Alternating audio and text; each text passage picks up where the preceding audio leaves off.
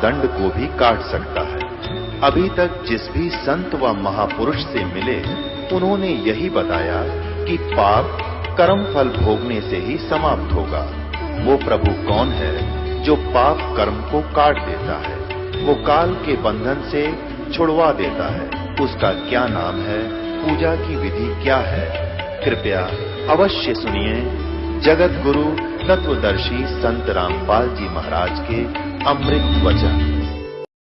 परमेश्वर कबीर जी एक झोंपड़ी में रहा करते थे। पूरा परिवार जो परमात्मा का, वैसे तो पूरा विश्व उसी के बच्चे हैं, उसी के पुत्र पुत्री हैं, लेकिन उस समय उन्होंने एक गृहस्थ विधि से परिवार नहीं बनाया था। परमात्मा के परिवार में कुल 5 सदस्य थे। एक तो नीरू और नीमा, ये 2, जिनको परमात्मा लहर तारा नामक तालाब पर कमल के फूल पर शिशु रूप में मिले थे, और एक स्वयं परमात्मा, और 2, एक लड़का एक लड़की, जिसका नाम, लड़के का नाम कमाल था, लड़की का नाम कमाली था। ये दोनों लड़का और लड़की परमात्मा ने मृत जीवित किए थे किसी विशेष परिस्थिति में। तो ये कुल परिवार था परमात्मा का। तो परमात्मा एक झोंपड़ी में रहा करते थे और एक जुलाहे का कार्य किया करते थे, कपड़ा बुनते थे, अपने हाथों से निर्वाह करते थे और तत्व ज्ञान का प्रचार भी करते थे, सत्संग भी करते थे और सतगुरु रूप में वो उपदेश भी दिया करते थे, दीक्षा भी देते थे और यथार्थ ज्ञान भी सुनाया करते थे। तो वो परमात्मा 600 वर्ष पहले आए थे और वो परमेश्वर की महिमा उन्होंने स्वयं ही अपनी महिमा आप ही बताई है कि चारों युग में मैं आया हूँ, प्रत्येक युग में। सतयुग में सत सुकृत कै टेरा, त्रेता नाम मुनींदर मेरा, द्वापर में करुणा में कहाया, कलयुग नाम कबीर दराया।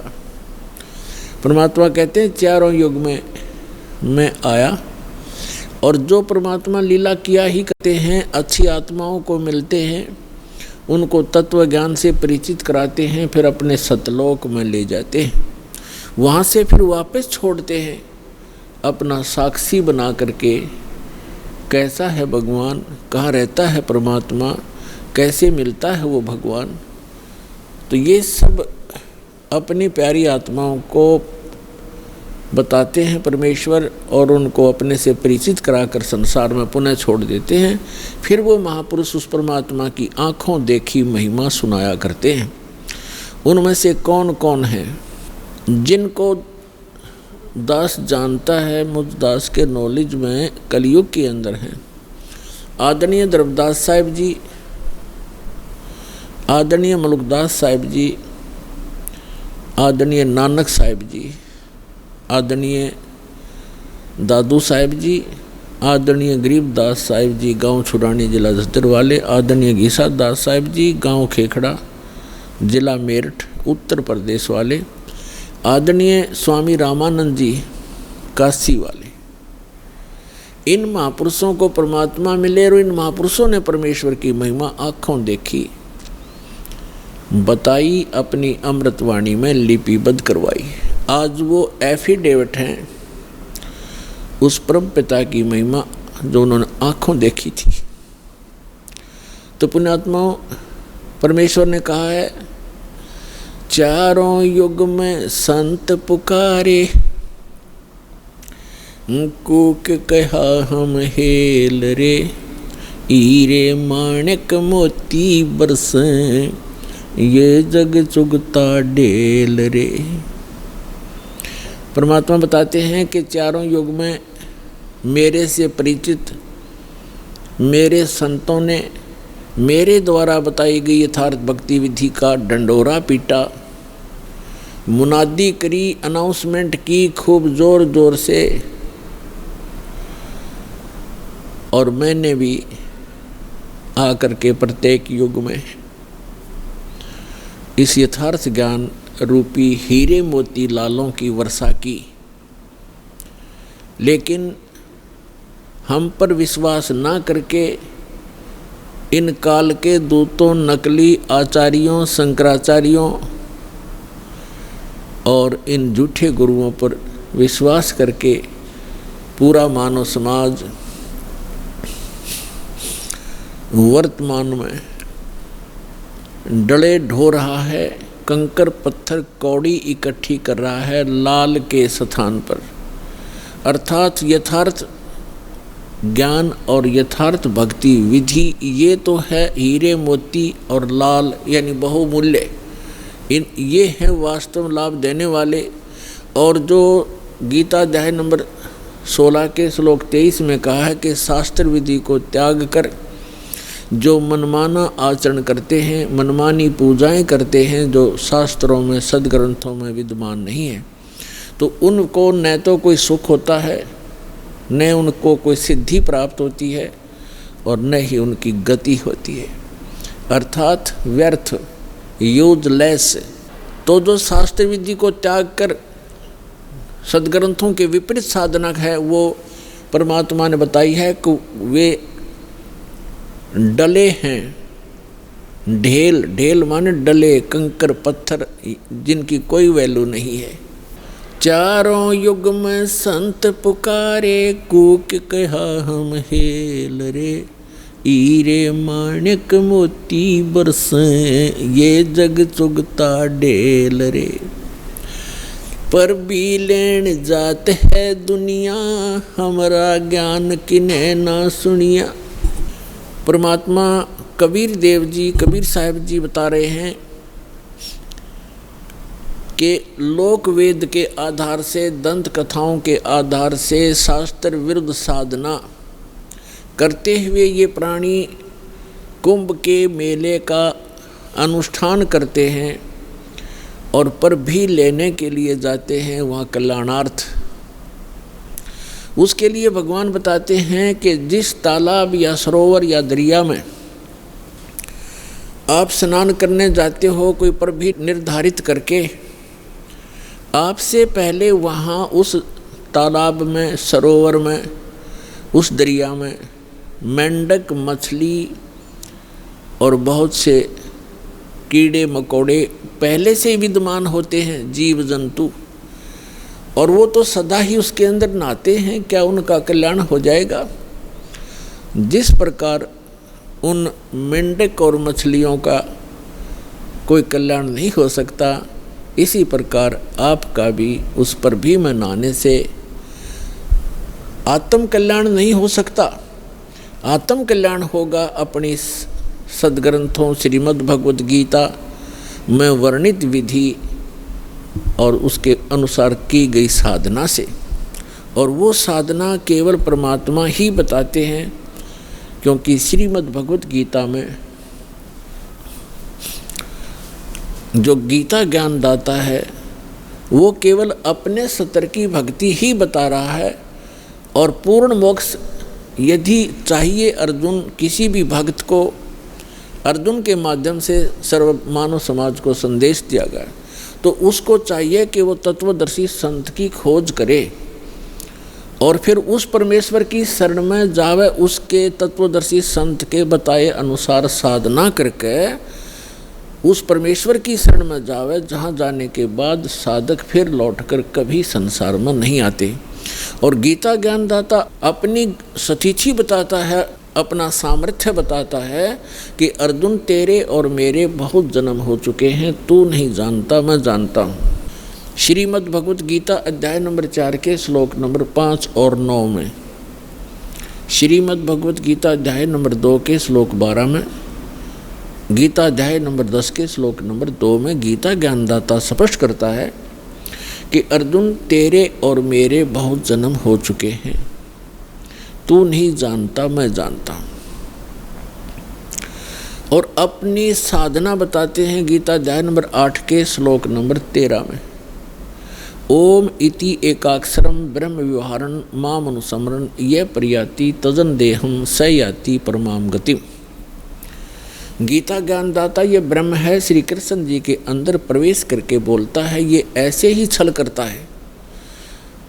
गीता अध्याय नंबर 4 के श्लोक नंबर 9 में ये स्वयं कहता है कि मेरे कर्म और जन्म दिव्य हैं, अलौकिक हैं। तो ये इसके कर्म हैं। गीता अध्याय नंबर 7 के श्लोक नंबर 24-25 में स्वयं स्वीकार करता है कि अर्जुन, मैं अपनी योग माया से छुपा रहता हूँ, मैं कभी किसी के समक्ष अपने यथार्थ रूप में नहीं आता। और ये मूर्ख लोग जन समुदाय मुझे कृष्ण रूप में, व्यक्ति रूप में आया हुआ मान रहे हैं। मैं कृष्ण नहीं हूँ। भूत की तरह, प्रेत की तरह बोल रहा था उसके अंदर कि मैं कृष्ण नहीं हूँ, मैं तो अपनी योग माया से छुपा रहता हूँ। गीता अध्याय नंबर 11 के श्लोक नंबर 32 में कहता है कि अर्जुन, मैं काल हूँ और अब मैं परिवर्त हुआ हूँ, अब आया हूँ। श्री कृष्ण जी तो पहले विद्यमान थे, उन्होंने पहले कभी अपने आप को काल नहीं कहा और उसके बाद फिर कभी अपने जीवन में अपने आप को काल नहीं कहा। ये काल है, इसको ब्रह्म भी कहते हैं, सरपुरुष भी कहते हैं, सरब्रह्म भी कहते हैं, ज्योत स्वरूपी निरंजन भी इसी को कहते हैं। तो ये कहता है कि मेरा तो एक ओम मंत्र है और ये कहता है कि मेरे जन्म और कर्म अलौकिक हैं। तो खुद कहता है कि मैं अपनी योग माया से छुपा रहता हूँ, मैं कभी किसी के सामने अपने यथार्थ रूप में नहीं आता। तो श्री कृष्ण में प्रवेश करके ये ब्रह्म बोल रहा है, सरपुरुष बोल रहा है। 8वें अध्याय के 13वें श्लोक से भी स्पष्ट हो जाता है। ओम इति एकाक्षरम ब्रह्म व्यवहारन माम अनुसमरण। माम ब्रह्म, मुझ ब्रह्म का केवल एक ओम अक्षर है, उच्चारण करके सिमरण करता हुआ यह प्रयाति तजन देहम, जो शरीर त्याग कर जाते हुए इसी का सिमरण करता हुआ जाता है, स याति परमाम गतिम, वह परम गति को प्राप्त होता है। यानी ओम से मिलने वाली जो परम गति है, ओम से मिलने वाली परम गति क्या है? ब्रह्मलोक में जाता है साधक। और आज तक के ऋषि महर्षियों को इस ओम से आगे कोई मंत्र का ज्ञान नहीं था और ब्रह्म को ये संपूर्ण पूर्ण परमात्मा माना करते थे। और फिर घुमा फिरा कर इन्हीं ब्रह्मा विष्णु महेश तक ही इनकी बुद्धि की सुई आकर टिक जाया करती थी, क्योंकि इनको कंप्लीट स्पिरिचुअल नॉलेज नहीं था। कारण क्या है कि वेदों में ज्ञान तो उस पूर्ण परमात्मा का अधिक है, ऐसे ही श्रीमद् भगवद गीता में ज्ञान तो पूर्ण परमात्मा का ही अधिकतर है, लेकिन पूजा की विधि केवल ब्रह्म तक की है। और गलती से इन ऋषि महर्षियों ने सतगुरु के अभाव से इस ब्रह्म को पूर्ण परमात्मा भी कह दिया, इसको पूर्ण ब्रह्म भी कह दिया, इसी को पूर्ण ब्रह्म मान लिया ब्रह्म को, जबकि ये स्वयं स्वीकार करता है कि वो परम अक्षर ब्रह्म तो कोई और है, मुझसे भिन्न है और उसकी साधना करने से पूर्ण मोक्ष होता है। अब प्रसंग चल रहा है, भगवान ने आकर बताया है कि पर भी लेन जात है दुनिया, हमारा ज्ञान किने ना सुनिया। अब पर भी लेने जाते हैं, स्नान करने जाते हैं तीर्थों पर। ये तीर्थ क्या है? ये तीर्थ क्या हैं? ये कैसे निर्मित हुए? इसके विषय में ब्रह्म पुराण में, ब्रह्मा पुराण में बहुत विस्तृत जानकारी है और विष्णु पुराण के अंदर भी। उसमें क्या बताया गया है कि जैसे किसी संत ने किसी सरोवर के किनारे या दरिया के किनारे बैठकर अपनी सुविधा अनुसार, यानी जल की आवश्यकता होती है अधिकतर जीव को नहाने पीने वस्त्र आदि धोने के लिए, और साथ में फिर भक्ति करते हैं, उनके किनारे बैठ कर के उन्होंने अपने अनुष्ठान किए। जैसे भी उनको गुरु मिले, जैसा भी वो अध्यात्म मार्ग से परिचित थे, उस आधार से उन्होंने वहाँ भक्ति करी बैठ कर। और वहाँ से जो साधना उन्होंने की उस साधना अनुसार अपना शरीर त्याग करके वो चले गए उस लोक को, उस स्थान को प्राप्त कर गए जहाँ की उसने साधना की थी।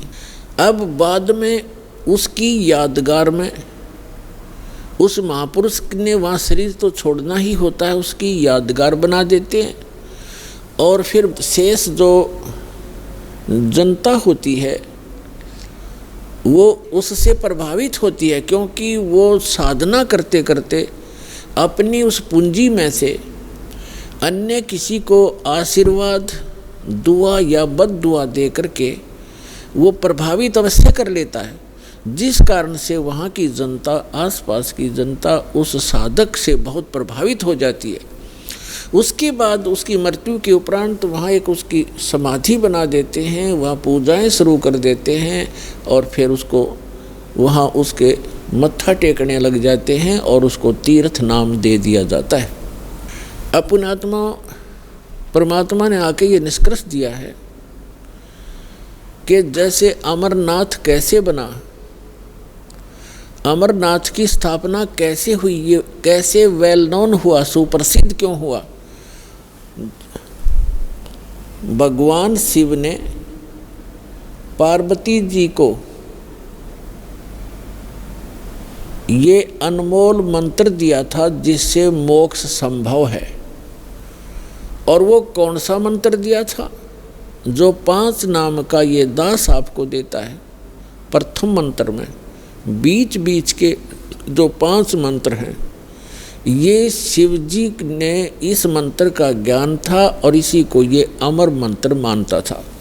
एक तो पुण्यात्माओं, हमें कंप्लीट स्पिरिचुअल नॉलेज ना होने से, संपूर्ण अध्यात्म ज्ञान ना होने से हम इन नकली संतों के द्वारा घने भ्रमित हो गए। हम क्या सोचते हैं कि गुरुजी ने मंत्र दे दिया, नाम दीक्षा दे दी, और फिर क्या होता है, उन भ्रमित लोगों के पास जाकर के आप उनसे फिर प्रभावित हो जाते हो, जिनको कंप्लीट स्पिरिचुअल नॉलेज नहीं है, जिनको पूर्ण अध्यात्म ज्ञान नहीं है। तो वो क्या पूछते हैं आपसे कि आपने दीक्षा ली है वहाँ से बरवाला से, कितने दिन हो गए? 1 महीना, 2 महीने, 1 वर्ष, 2 वर्ष, जैसा भी जिसको। फिर वो पूछते हैं क्या आपको भगवान दिखाई देते हैं, भगवान के दर्शन होते हैं? अब आपके पास इसका कोई उत्तर नहीं। तो पुण्यात्माओं, कहने का भाव ये है कि दास जो आज प्रसंग आपके समक्ष स्पष्ट करना चाहता है, एक विषय स्पष्ट करना चाहता है कि परमात्मा की प्राप्ति, मोक्ष की प्राप्ति परमात्मा के दर्शन से नहीं, उस परमात्मा के मंत्र से होती है। पहले तो ये प्रसंग स्पष्ट करते हैं कि अमरनाथ की स्थापना कैसे हुई। पुण्यात्मा, हमने पुराण बहुत पढ़ी हैं, पवित्र पुराण, लेकिन हमारे धर्म गुरु कोई निष्कर्ष हमें निकाल कर दे नहीं पाए, और जिस कारण से हम ऐसे उन कथाओं को याद अवश्य कर लेते थे, लेकिन हमें उनका कोई सिर पैर का पता नहीं था। जैसे पार्वती जी के 107 जन्म हो चुके थे, 108वां जन्म वो जी रही थी। भगवान शंकर वही होते थे, उनकी तब तक मृत्यु नहीं हुई थी, और पार्वती जी की 107 बार मृत्यु हो चुकी थी। और भगवान शिव जब पार्वती जी की मृत्यु होती थी बड़े व्याकुल होते थे, उनका बहुत बुरा हाल हो जाता था उस पार्वती की मृत्यु के उपरांत, उसके वियोग में।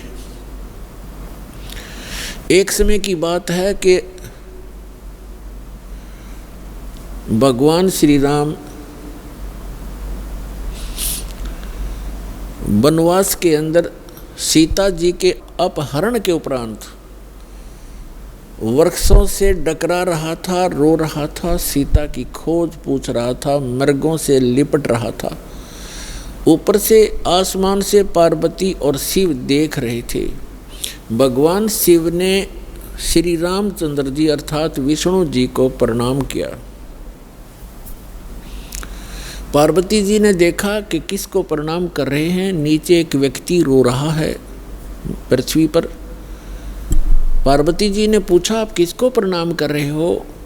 भगवान शिव ने कहा कि नीचे देखो, ये भगवान को प्रणाम कर रहा हूँ। कि वो व्यक्ति रो रहा है? पार्वती ने पूछा कि हाँ, ये भगवान है, परमात्मा है। पार्वती जी कहने लगी, भगवान और रो रहा है? भगवान कैसे हो सकता है जो ऐसे डकरा रहा है जनसाधारण की तरह? यानी विष्णु जी थे वो, और विष्णु जी भगवान शिव के बड़े भाई हैं। अपने बड़े भाई को वो नमस्कार कर रहे थे। पार्वती जी ने नमस्कार नहीं किया और कहा, मैं इसकी परीक्षा लूँगी और सीता रूप बना कर जाऊँगी। यदि ये मुझे पहचान लेंगे तो मैं मान लूँगी कि ये भगवान है। भगवान शिव ने कहा कि यह गलती मत करना, यदि तू सीता रूप बना लेगी तो मेरे काम की नहीं रहेगी। उस समय तो पार्वती जी ने कह दिया कि नहीं जाऊंगी, परीक्षा नहीं लूंगी। कुछ ही देर के बाद भगवान शिव के इधर उधर होते ही सीता रूप धारण किया और भगवान राम के सामने खड़ी होगी जाकर के। अब भगवान रामचंद्र जी ने कहा कि हे दक्ष पुत्री, हे दक्ष की बेटी, भगवान शिव को कहाँ छोड़ाई, अकेली क्यों आ गई? इस बात से वो इतना शर्मिंदा होगी। फिर प्रणाम किया कि भगवान शिव आपको ठीक ही प्रणाम कर रहे थे, आप तो सचमुच जानी जान हो। अब देखो पुण्यात्माओं, इस काल के जाल को समझना। श्रीमद् भगवद गीता अध्याय नंबर 7 के श्लोक नंबर 8-9 में ये गीता ज्ञानदाता काल है, ब्रह्मा विष्णु महेश का पिता है, 21 ब्रह्मांड का स्वामी है। ये कहता है कि जितने भी मेरे अंतर्गत प्राणी हैं, चाहे वो ब्रह्मा है, चाहे विष्णु है, चाहे शिव जी है, चाहे शंकर है, चाहे राम और कृष्ण है, उन्हीं के, तो इन सभी जीवों की बुद्धि मेरे हाथ में है, मेरे कंट्रोल में है। सब बलवानों का बल मैं हूँ, सबकी बुद्धि मैं हूँ, यानी मेरे हाथ में है। अब देखो, इस काल ने उस समय तो भगवान श्री राम की बुद्धि ऑन कर दी, जिस समय पार्वती को पहचान लिया कि सीता नहीं है तू, और उधर से अपनी पत्नी का पता नहीं उसको, उसने कौन उठा ले गया, तो खाक जानी जान था यो। तो ये सब खेल इस काल के हाथ में है। जैसे जब महाभारत का युद्ध करवाना था, उस समय अर्जुन में ताकत दे दी, एक कब मारा था तीर 20 में का निकल गया था, नरसंहार करवा दिया, उसका बैड अकाउंट बनवा दिया। फिर वही अर्जुन जिस समय भगवान श्री कृष्ण जी की मृत्यु हो गई थी और सभी यादव भगवान श्री कृष्ण का पूरा कुल आपस में लड़का मर गया था, कटके कत्लेआम कर दिया था। 56 करोड़ यादव दुर्वासा जी के श्राप से आपस में लड़ मरे थे। कोई नर यादव शेष नहीं था उस द्वारकापुरी में, कैर टूट गया। उस समय श्री कृष्ण जी के आदेश अनुसार अर्जुन उन गोपियों को, वहाँ की सभी औरतों को लेकर वापस आ रहा था इंद्रप्रस्थ। रास्ते में वही धनुष जिससे महाभारत का युद्ध जीता था, वही धनुष उनके साथ था। रास्ते में भीलों ने, जंगली लोगों ने अर्जुन को पीटा और उनके गहने तोड़ ले गए, सारी औरतों के, कुछ एक औरतों को भी ले गई, और अर्जुन का हाथ नहीं उठा। उस समय अर्जुन रो रहा है कि कृष्ण बड़ा छलिया था, इसने जब युद्ध करवाना था तब तो मुझे शक्ति दे दी, अब वही मेरा गांडीव धनुष है, वही मैं अर्जुन हूँ, आज मेरे से ये उठ नहीं रहा है। तो यहाँ परमात्मा कहते हैं, भोले आदमियों तुम कहते हैं मूल लहे ना मूर्खा, गिनते हैं क्यों डारे। मूल लहे ना मूर्खा, ये गिनते हैं क्यों डार, कि तुम इस जड़ से परिचित नहीं हो। इस सारे एपिसोड का जो भी महाभारत वगैरह हुए हैं, इसकी मूल कौन था? ये काल था। ये काल है, जब इसने अपना उल्लू सीधा करवाना तो पावर दे देता है, जब उसकी ब्रेन मैटी होनी है छोड़ देता बाढ़ में जाओ। तो अर्जुन खड़ा खड़ा पिट रहा है। तो कहने का भाव ये है कि अब एक ही आज के सत्संग में आपको काल का बहुत सा जाल समझ में आओगा, और जिन पूजाओं को हम किया करते थे वो भी एक काल जाल ही आपको स्पष्ट होगा। अब क्या हुआ, पार्वती जी वापस आ गई कैलाश पर्वत पर अपने महल में। उधर से भगवान शिव की बुद्धि खोल दी काल ने, और उसके मन में ये पक्का हो गया कि यह अवश्य परीक्षा लेकर आई है। भगवान शिव ने पूछा कि पार्वती परीक्षा ले आई? झूठ बोल दिया पार्वती ने, परीक्षा नहीं ली अविनाशी, मैं ना गई कितना भी। तो भगवान शिव की वह बुद्धि खोल दी, उसने देखा वो अपनी दिव्य दृष्टि से सचमुच ये जाके आई है। तो भगवान शिव ने पार्वती जी से पति पत्नी का नाता तोड़ दिया, रहते वहीं पर, लेकिन उनसे वो पति पत्नी वाला व्यवहार बंद कर दिया। वो जान गई अपनी गलती से कि मेरी गलती से सारा काम हुआ है। भगवान शिव ने बताया कि आपने मेरी माँ का रूप बना लिया, क्योंकि भगवान विष्णु उनके बड़े भाई हैं और लक्ष्मी उनकी विष्णु जी की पत्नी यानी बड़े भाई की पत्नी भाभी माँ के तुल्य मानी जाती है। तो उसने कहा कि तूने मेरी माँ का रूप बना लिया, मेरी भाभी का रूप बना लिया, इसलिए तू मेरे लिए पत्नी रूप में स्वीकार्य नहीं रही। तो उधर से पार्वती ने एक दिन देखा, 2 दिन देखा, 10 दिन, 1 साल, वह दुखी होगी। और जब बच्ची दुखी हो जाती है तो कहाँ आश्रय तकती है, अपने पीहर जाती है माता पिता के यहाँ। अब माता पिता के यहाँ गई, लेकिन माता पिता उससे अक्षुब्ध थे पहले से ही। क्यों?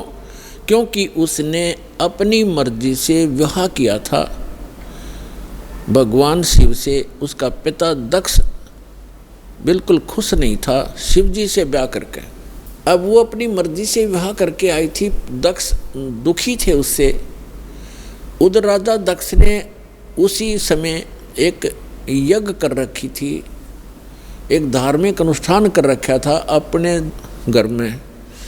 और धार्मिक अनुष्ठान के अंदर एक ऐसा इन ब्राह्मणों ने, गुरुओं ने बना रखा है कि धार्मिक अनुष्ठान करे तब सारी लड़कियों को, उनके पतियों को यानी अपने दामादों को भी आमंत्रित किया जाता है, और भी गणमान्य व्यक्तियों को, साधु संतों को भी आमंत्रित किया जाता है।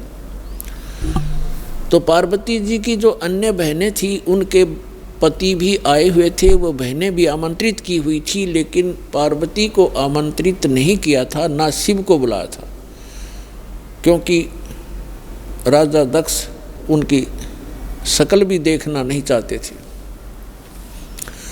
जब पार्वती अपने घर पहुंची तो क्या देखा, वहाँ हवन हो रहा है, यज्ञ हो रही है, और जितने भी रिलेटिव थे सभी आए हुए हैं, सभी बहनों के पति भी आए हुए हैं, और उनके यथाचित उस यज्ञ में आसन लगाए हुए हैं, और प्रतिदिन उनका हिस्सा निकाला जाता था। जैसे ब्राह्मण लोग कहते हैं, आपने देखे होंगे फेरे करते से महीनों का 5 यहाँ धर दे, 11 वहाँ रख दे। तो ऐसे ही किया करते हैं कि इतने रुपए अपने दामादों के रख दो। तो उनका हिस्सा रखा हुआ था प्रत्येक के आसनों के पास। और पार्वती पूरे मंडप में घूम के अपनी माँ के पास आ गई, और ना दक्ष उनसे मुख से बोला कि आजा बेटी, और बेटी माँ के पास ही अपना दुख रोया करती है। अपनी माँ के पास जाके कहने लगी, माँ आपने यज्ञ कर रखा है, धर्म यज्ञ कर रहे हो, और हमारे को आपने आमंत्रित नहीं किया। क्यों नहीं किया? और ऐसा भी था कि जैसे किसी बहन का कोई पति नहीं आया है, उपस्थित नहीं हो पाया किसी कारण से, तो उसका आसन लगा रखा है और उसके लिए फी प्रॉपर उसका हिस्सा भी रखा हुआ है। तो पार्वती जी ने कहा अपनी माँ से कि आपने ना तो अपने दामाद को आमंत्रित किया, ना मुझे किया, ना उसका आसन लगा रखा है, ऐसा भेदभाव तुमने क्यों किया हमारे से। तब माँ ने कहा कि बेटी, ना तो तू मानती मेरी बात, ना तेरा पिता मानता, तूने भी अपनी मर्जी से ब्याह किया था, इससे तेरा पिता क्षुब्ध है और ये इस कारण से तुम्हें बुलाया नहीं। तो पार्वती जी ने अपने पिता से प्रश्न किया कि आपने न तो अपना दामाद बुलाया, ना मुझे आमंत्रित किया, क्या मैं आपकी बेटी नहीं? तो दक्ष ने कहा कि मैं ना तेरी सूरत देखना चाहता हूँ और ना उस सर्प लपेटे हुए व्यक्ति को बुलाकर अपनी बेइज्जती करवाना चाहता हूँ, और आपको किसने बुलाया यहाँ पर, आप जा सकती हैं। इस अपमान को वो पार्वती सहन नहीं कर सकी और एक बहुत बड़ा हवन कुंड बना रखा था को 7-8 फुट नीचा, और उसमें ये क्योंकि राजा का यज्ञ ब्राह्मण कुंड से अपने घर से डालना था कि घेर कर लकड़ और सोवा बरबर कड़छे घेरे पूरे लोटे के लोटे और डीक पड़े हवन की। तो पार्वती ने कहा कि मैं करवाती हूँ तेरा यज्ञ संपूर्ण। ऐसा क्षुब्ध हुई, इतना गुस्सा मान के, और हवन कुंड में छलांग लगा कर जल गई। जल्दी सी हवन कुंड को बुझाया गया, तुरंत ही उसको निकाला गया, सारा शरीर जल गया, लेकिन अस्थि शेष रह गई, अस्थि पिंजर शेष रह गया। भगवान शिव को पता चला, ये बहुत लंबी कथा है। भगवान शिव ने फिर अपने ससुर का सिर भी काट दिया था, उसने काट दिया था भैरव ने, जैसा भी। तो फिर क्या हुआ कि भगवान शिव जब आए तो उसने उस पार्वती के कंकाल को, जो केवल अस्थि पंजर था पूरे बॉडी का, उसको पार्वती जान के मोहवश इतना अंधे हो गए और उसको सीने से लगाकर 10,000 वर्ष तक पार्वती पार्वती करते फिरते गए रहे। एक दिन भगवान ने सुदर्शन चक्र से उस पार्वती के टुकड़े टुकड़े कर दिए उस अस्थि पिंजर के। तो उसके विषय में बताते हैं कि जहाँ नैन गिरे वहाँ नैना देवी, जहाँ धड़ गिरी उसकी वहाँ पर वैष्णो देवी। ऐसे वैष्णो देवी और नैना देवी की स्थापना हुई क्योंकि वहाँ इन पार्ट्स ऑफ द बॉडी को, शरीर के अंगों को, जहाँ नैन गिरी थी वहाँ उनकी समाधि दे दी और उसकी एक यादगार बना दी कि यहाँ पर ऐसी घटना घटी थी, कहीं आने वाले समय में कोई इन ऐतिहासिक और पौराणिक बातों को झूठा ना सिद्ध कर दे, इसलिए वो यादगार बनाई थी। और आज वहाँ पूजाएं शुरू होगी। ऐसी जहाँ धड़ गिरा था वहाँ पर वैष्णो देवी बना दी, एक यादगार बना दी और उसको मंदिर का रूप दे दिया, जैसे कि आने वाले समय में ये चिन्ह बना रहे, ये अवशेष बने रहे। इस प्रकार ये हमारे धार्मिक तीर्थ बने। हम फिर जाने लगे, वहाँ श्रद्धा से मत्था टेकने लगे, दान दक्षिणा करने लगे, फिर पुजारी बैठा दिए, अब वहीं घंटी बजा के हम कल्याण मोक्ष समझने लगे। तो अध्यात्म ज्ञानहीनता के कारण हम ऐसा कर रहे थे, ये डले ढो रहे थे। अब जो प्रसंग चल रहा है कि पार्वती जी का फिर नेक्स्ट जन्म जब हुआ, हिमालय के जन्म हुआ और शिव से विवाह हुआ। और भगवान शिव क्या करते थे कि जितनी बार भी पार्वती की मृत्यु हुई, उनके कंकाल को यानी रूंड को, इस हड्डी के सिर के ऊपरले हिस्से को वो निकाल लेते थे और उसको एक धागे में डाल करके रखते थे, ताकि वो गिनती करते थे कि कितनी बार इसकी मृत्यु होगी। 107 कंकाल सिर के भगवान शिव ने टांग रखे थे डोरी में, रस्सी में। और पार्वती पूछा करती थी कि ये क्या है, तो शिव जी टाल मटोल कर दिया करते थे कि ये मेरा कुछ अपना अनुष्ठान है, तू मत बोल। भगवान शिव ने बहुत बार पार्वती जी से कहा था कि आप भक्ति किया करो, देखो मैं भी करता हूँ। तो पार्वती जी कहा करती थी कि मुझे तो भगवान मिल गए हैं, आप देवों के देव महादेव हो, मुझे क्या जरूरत है भक्ति करने की। भगवान शिव बहुत समझाया करते थे कि जीव को भक्ति अवश्य करनी चाहिए, साधना करनी चाहिए, उस परमात्मा की भक्ति करो। लेकिन उस पार्वती का गला या बात उतरा नहीं करती। पुण्यात्माओं, जिस प्राणी को सुख गणा है वो सुख इस प्राणी का महादुश्मन है। कबीर साहब कहते हैं, सुख के माथे पत्थर पड़ो जिसते नाम हृदय ते जावे, और बलिहारी व दुख के जो पल पल नाम रटावे। तो पार्वती को इतना सुख था, सभी देवी देव हाथ जोड़ा करते थे और सर्व ऐश्वर्य उपलब्ध थे, तो उसने क्या जरूरत थी भक्ति करने की। तो इसलिए भगवान शिव के पास जो मंत्र था वो स्वयं जाप करते थे, वो पार्वती जी को मंत्र बताया नहीं। एक दिन भगवान शिव सैर सपट्टे को गए हुए थे बाहर, पीछे से नारद जी आ गए और नारद जी बोले कि हे माता, आप जन्म और मरण के दुख को सहन कर रही हो और आपके घर में एक ऐसी अनमोल वस्तु है जिसके सेवन करने से आपका ये जन्म और मृत्यु मिट सकता है। पार्वती जी ने पूछा कि भाई नारद, ऐसी कौन सी वस्तु है, मुझे तो मालूम नहीं। उस नारद जी ने बताया कि आप भगवान शिव के पास एक मंत्र है, अमर मंत्र, और वो किसी को नहीं बताते और स्वयं मंत्र का जाप करते हैं, जिस कारण से वो अमर हैं। और उस मंत्र के अभाव से आप जन्म और मृत्यु को प्राप्त होते रहते हो। आपका 108वां जन्म है और भगवान शिव कांस्टेंट चल रहे हैं, और ये जितने भी ये कंकाल टंगे हुए हैं सिर के रूंड तेरे, ये आपके हैं।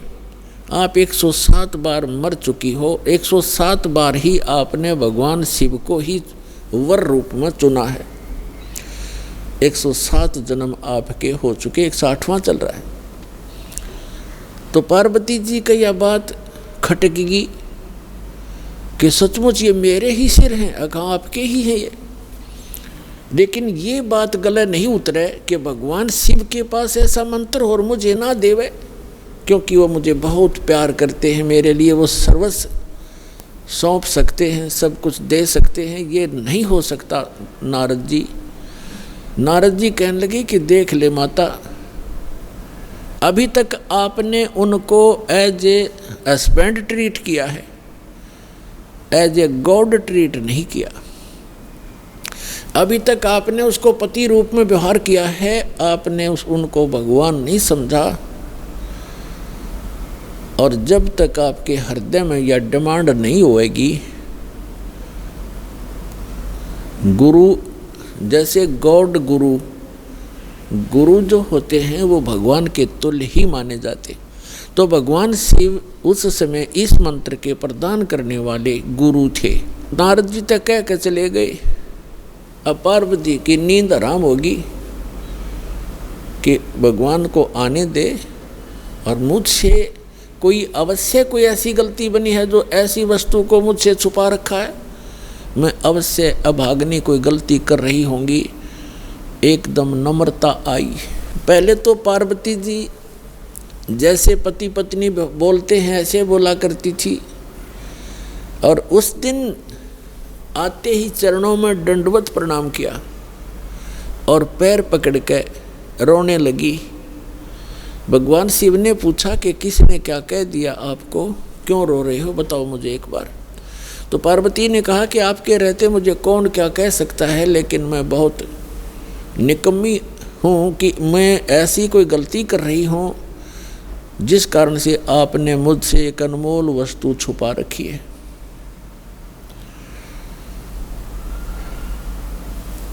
और मैं तो बालक हूँ, आप तो भगवान हो, बालकों की गलतियाँ माफ़ किया करते, मैं तो बालिका हूँ आपके सामने। और मुझे क्षमा करो, मुझसे कोई ऐसी गलती हुई। आपके पास एक अमोघ मंत्र है जिससे मेरा कल्याण हो सकता है। और तब भगवान शिव ने पूछा,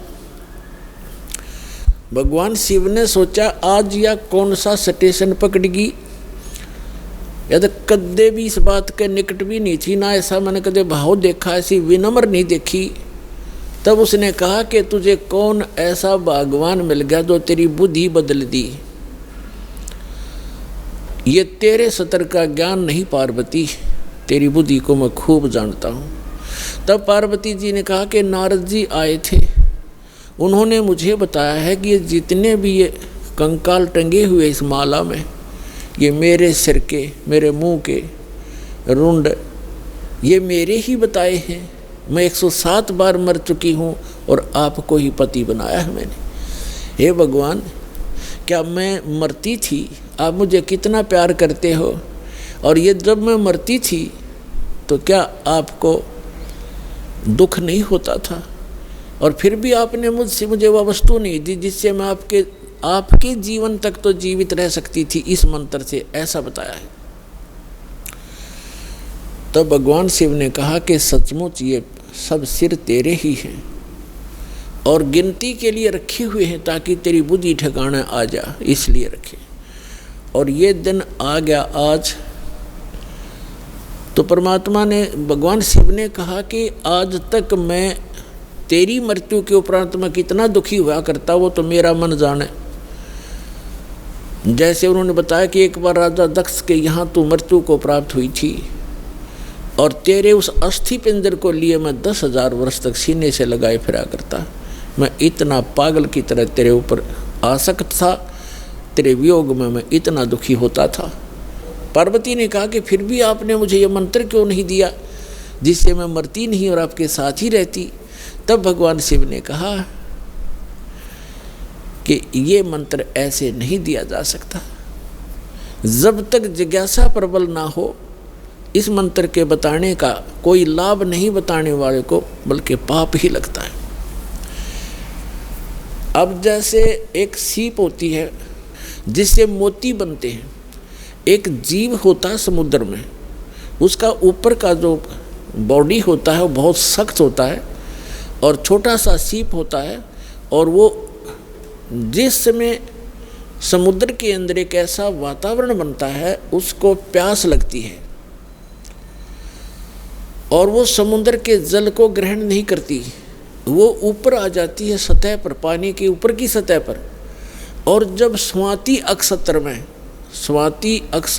नक्षत्र की ऊपर से कोई बूंद आसमान से उसके मुख पर गिर जाती है उस समय, तो उस बूंद से जब मुंह खुला हो सीप का, उसकी डिमांड होती है उस बूंद की, आसमान के पानी की बूंद की, और उसमें मुंह खुला हो और उसमें वर्षा हो रही हो, तो मुंह खुले हुए पर एक ही बूंद पर्याप्त है उसमें मोती बनाने के लिए। और मुंह खुला ना हो और सीप बेशक ऊपर सतह पर जल के ऊपर घूम रही हो, चाहे सारा सामन बरस जा, उस मोती नहीं बन सकता क्योंकि उसका मुंह खुला नहीं है। तो ऐसे ऊपर बगैर मुंह खुले और उस बूंद की कोई वैल्यू नहीं है, व्यर्थ जाती है।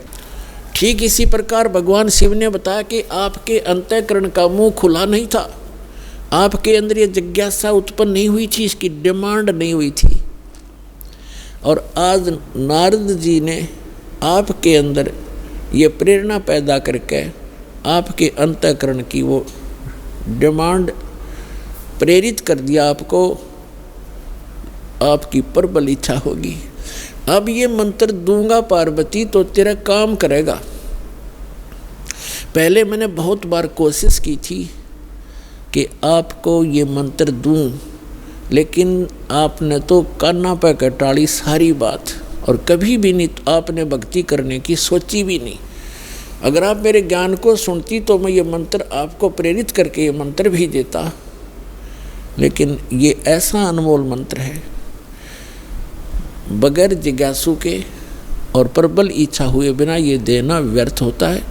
इसलिए मैंने आपको मरते हुए भी देखा, मैं रोता भी था, डकराता था, टक्कर मारता था, लेकिन ये अनमोल वस्तु दे नहीं सकता था। तो पुण्यात्माओं, उस मंत्र को कितना कॉन्फिडेंस रखा गया था भगवान शिव के द्वारा। पार्वती के अतिरिक्त उन्होंने किसी को ये मंत्र फिर खोला भी नहीं। अब पार्वती से कहा कि इस मंत्र को मैं उस स्थान पर दूंगा, कोई अन्य जीव जंतु ना सुन ले।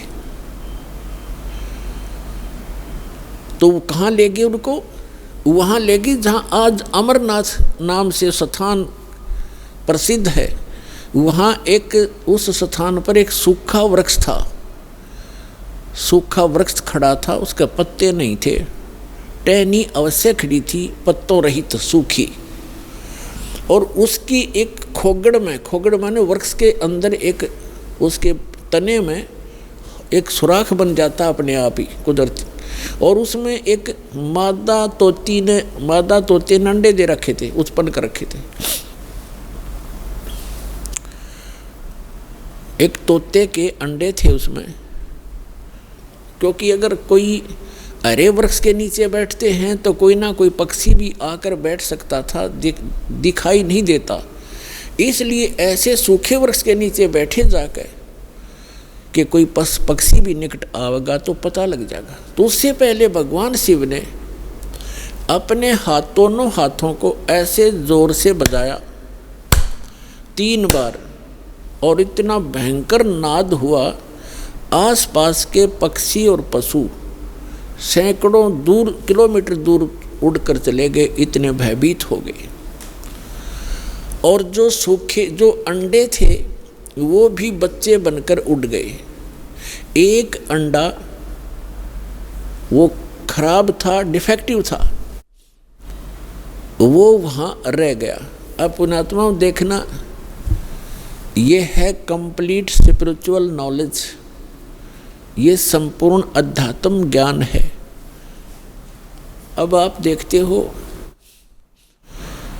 जैसे अस्थि उठाते हैं, अस्थि फूल उठाते हैं, जो हार्ड जीव के, मनुष्य के, स्त्री या पुरुष के जला दिए जाते हैं, शरीर को अंतिम संस्कार कर दिया जाता है शरीर का, उसके बाद उसके कुछ कण हड्डियों के बच जाते हैं, उनको फूल बोलते हैं, अस्थि बोलते हैं। उनको वहाँ से उठाया जाता है उस राख से, और कहाँ डाल के आते हैं? गंगा में, दरिया में। क्यों डालते हैं? ये तो एक बहकाने वाली बात है कि वहाँ गति करवाने जाते हैं। मरने के बाद जीव चला गया जहाँ जाना था, उन हड्डियों के कहीं फेंकने से, दरिया में डालने से गति होती है।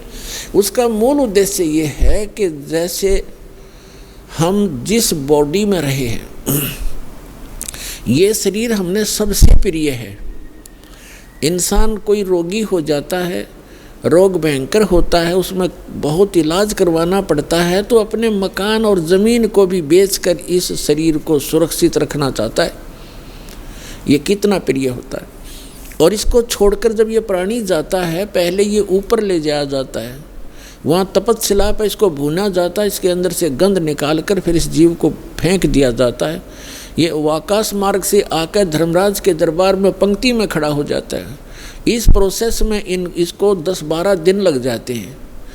इसलिए 13वें दिन ये वापस आ जाता है, जहाँ इसने गधा बनना है, कुत्ता बनना है, सूर बनना है या भूत बनना है, उस लाइन में फिर लग जाता है। तो ये प्रेत बन जाते हैं अधिकतर। भूत पूज कर भूत बनेंगे, तो हम सब भूतों की पूजा ही करते थे। तो प्रेत बनकर आता है कहाँ? अपने घर में। घर से फिर अपने शरीर को खोजता है, मेरा शरीर कहाँ, उसमें प्रवेश करूं। फिर वो वहाँ से चलता चलता जाता है, क्योंकि एक फिल्म सी बनी होती है, वो फिर वहाँ जाता है जहाँ उसका अंतिम संस्कार किया होता है।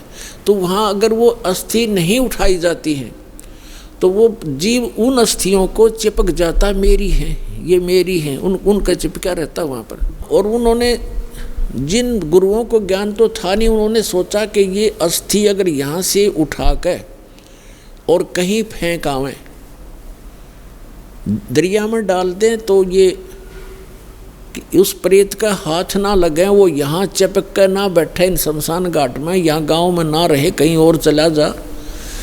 इसलिए उसको उठाकर उनकी अस्थियों को जल प्रवाह कर देते हैं। वहाँ डालने के बाद फिर इसको पता ही नहीं लगता वो कहाँ गई। इनका ये उद्देश्य होता है कि वो वहाँ से जगह छोड़ जावे, उनकी खोज में उड़ा गंगा किनारे धक्के खाता रहे।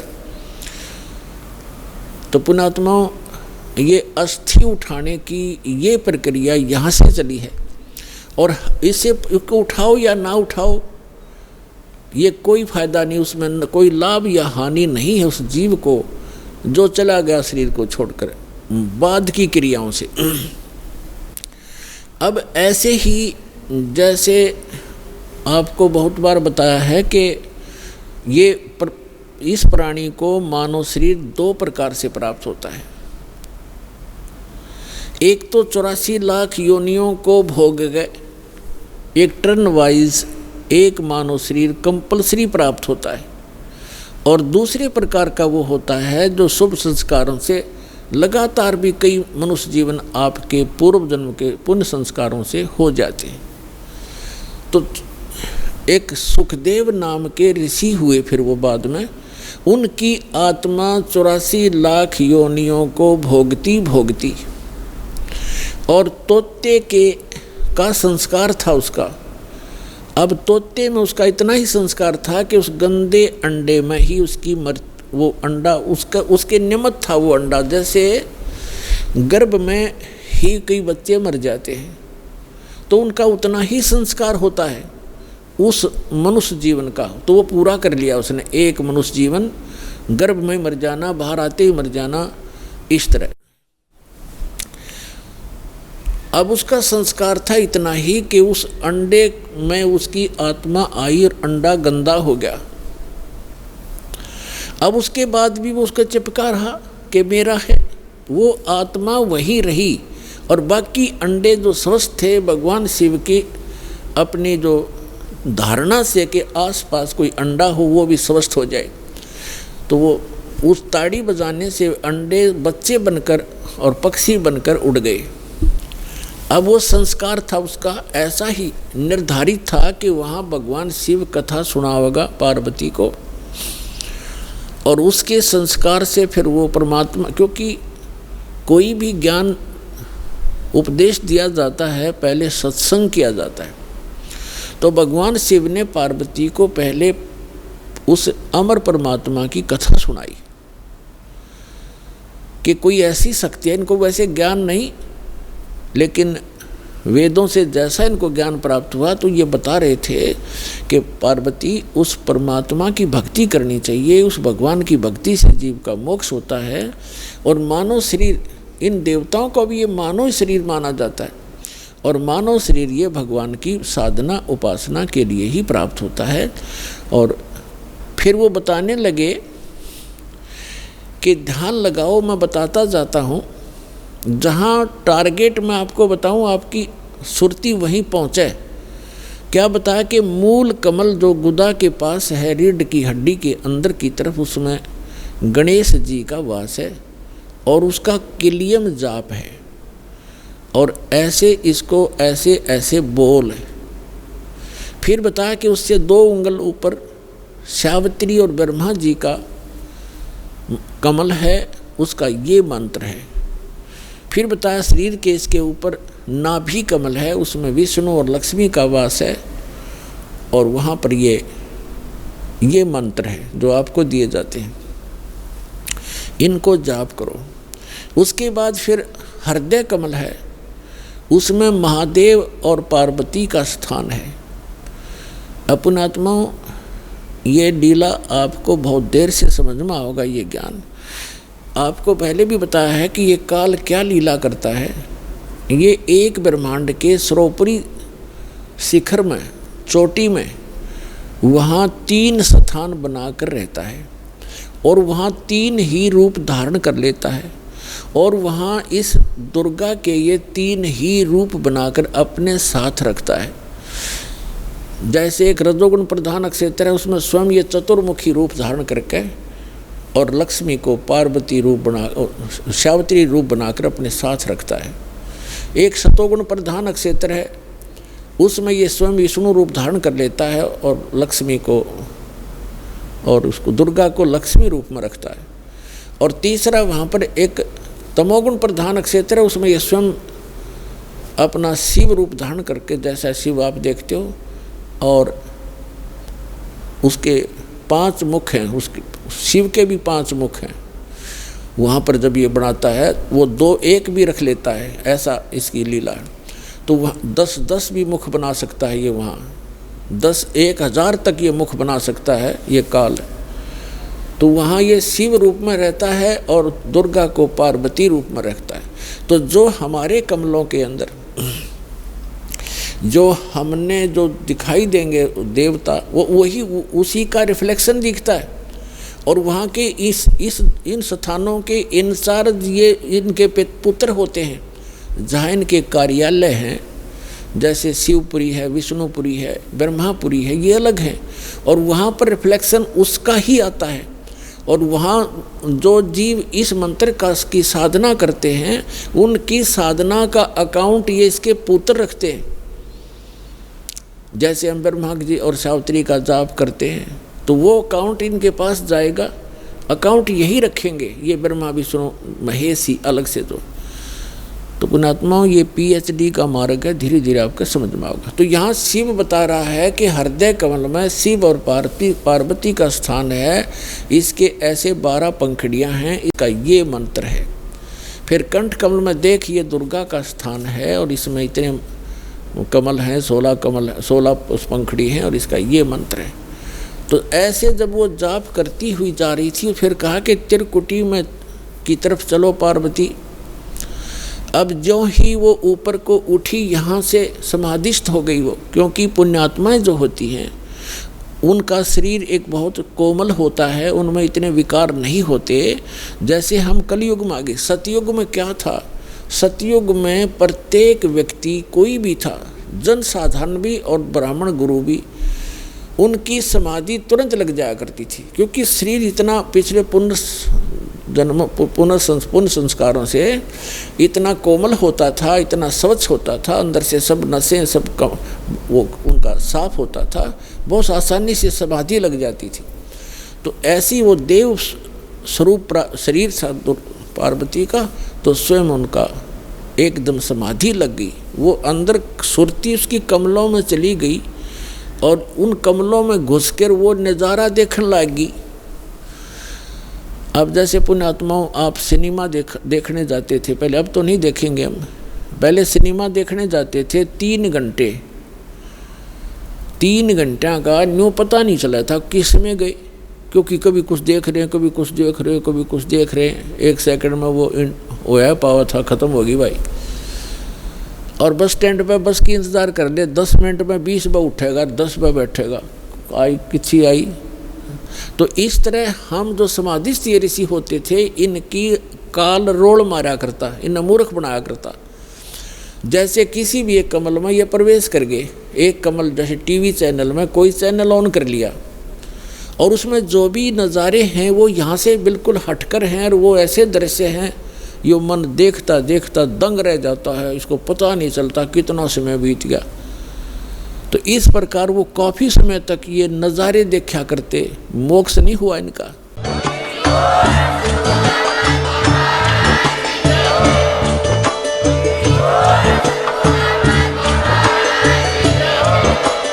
आप सुन रहे थे जगत गुरु तत्वदर्शी संत रामपाल जी महाराज जी के मंगल प्रवचन। अधिक जानकारी के लिए विजिट कीजिए हमारी वेबसाइट www.jagatgururampalji.org। संत रामपाल जी महाराज जी के शुभ आशीर्वाद से पूरे विश्व भर में 500 से भी ज्यादा नाम दीक्षा केंद्र हैं, जिन पर संत रामपाल जी महाराज जी द्वारा ऑनलाइन निःशुल्क नाम दीक्षा दी जा रही है। अपने नजदीकी नाम दीक्षा केंद्र का पता करने के लिए संपर्क करें 8222880541।